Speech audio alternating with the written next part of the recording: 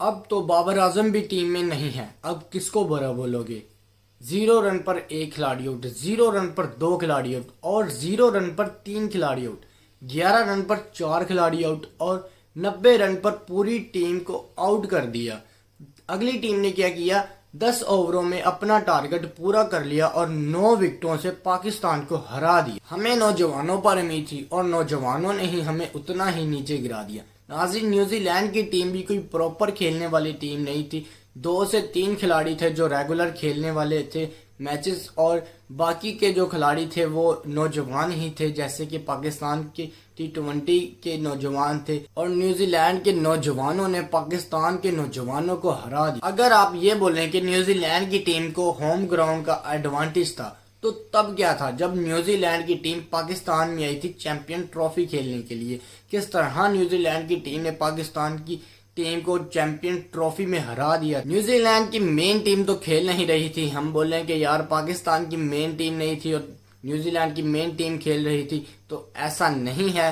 New Zealand की भी नौजवानों की टीम थी और पाकिस्तान के भी नौजवान ही थे, और इनमें से काफी खिलाड़ियों के मैं नाम पहली दफा सुन रहा हूं, पहली दफा खेलते हुए देखे हैं। और न्यूजीलैंड के नौजवानों ने पाकिस्तान के नौजवानों को हरा दिया। आपके इन्हीं खिलाड़ियों ने आगे एशिया कप खेलना है, जो कि एशिया कप T20 में होना है, और आप अफगानिस्तान से हार जाएंगे, आप बांग्लादेश से हार जाएंगे, आप श्रीलंका से हार जाएंगे। इंडिया का तो आप मुकाबला कर ही नहीं सकते। ऐसा नहीं है कि पाकिस्तान के हारने से हमें कोई पाकिस्तान से नफरत हो गई है कि हम बोलें कि पाकिस्तान इंडिया का मुकाबला कर ही नहीं सकता।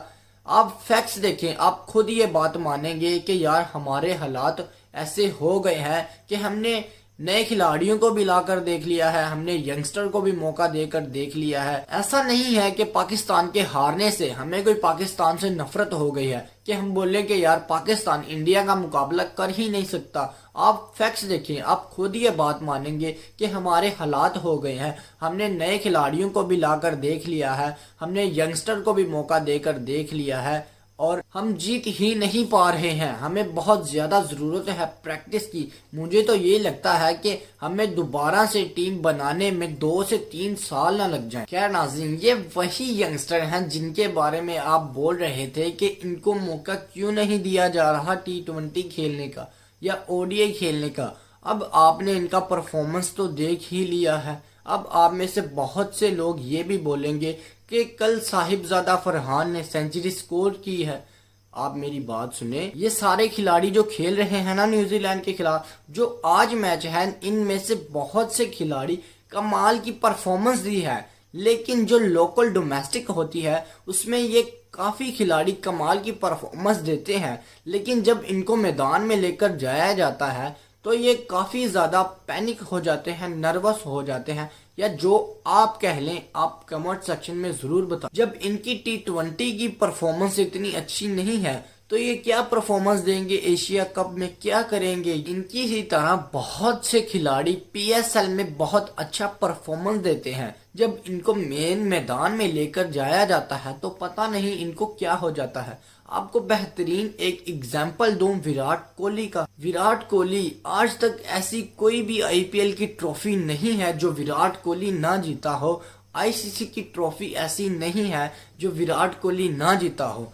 इसका क्या मतलब है? इसका मतलब ये है कि जो प्लेयर लीग में अच्छा खेलता है, जो प्लेयर डोमेस्टिक में अच्छा खेलता है, उसको आप कभी भी ये नहीं कह सकते कि ये प्लेयर इंटरनेशनल में अच्छा परफॉर्मेंस दे। अब आप लोग ट्विटर पर ट्वीट कर रहे हैं कि बाबर आजम हमें आपकी याद आ रही है। याद तो आएगी, उसका स्लो 70 बॉलों पर 50 रन करना बेहतर है 90 रन्स पर पूरी टीम का आउट होने से। मजीद इस तरह की वीडियोस देखने के लिए आप मेरे चैनल को सब्सक्राइब कर लें, ताकि मेरी हर आने वाली वीडियो आप लोगों तक जरूर पहुंच सके।